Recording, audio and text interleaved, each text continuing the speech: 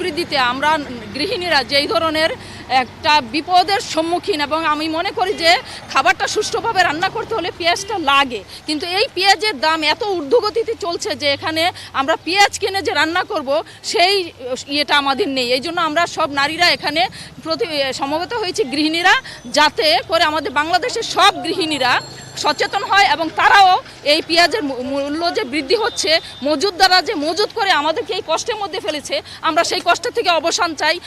আর সারা বাংলাদেশের গৃহিণীদের পক্ষ থেকে আমরা আজ রাস্তায় নেমেছি পেঁয়াজের জন্য। পেঁয়াজ কিনবো না, পেঁয়াজ খাবো না।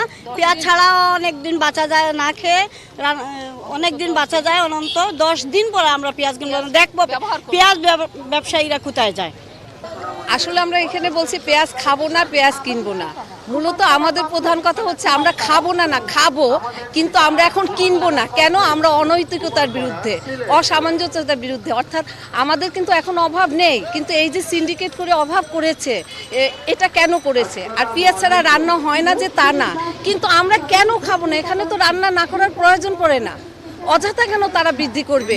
আমরা বাধ্য হয়ে রান্না ছাড়া খাবো, এটা তো হতে পারে না। সুতরাং আমাদের দাবিটা হচ্ছে এরকমই যে যেখানে আমাদের দেশের মানে পেঁয়াজের সংকট নেই, সেখানে সংকট সৃষ্টি করে অনৈতিকভাবে, অসামঞ্জস্যভাবে কেন দাম বৃদ্ধি করা হলো?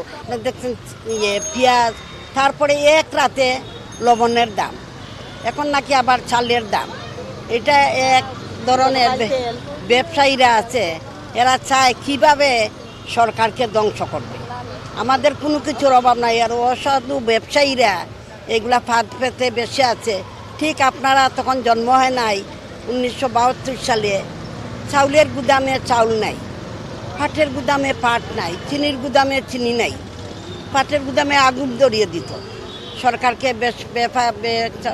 ইয়েতে পালানোর জন্য। ঠিক চিনি গুদাম থেকে চিনির বস্তাগুলা নদীতে ফেলে দিত। দেশের যদি আমরা যারা জনগণ, আমরা যদি সঠিক মানুষ হতাম, কোনো সময় কোন সরকার আসলো গেল তা নয়, আমরা মানুষ হিসাবে আমরা মানুষের জন্য কাজ করব।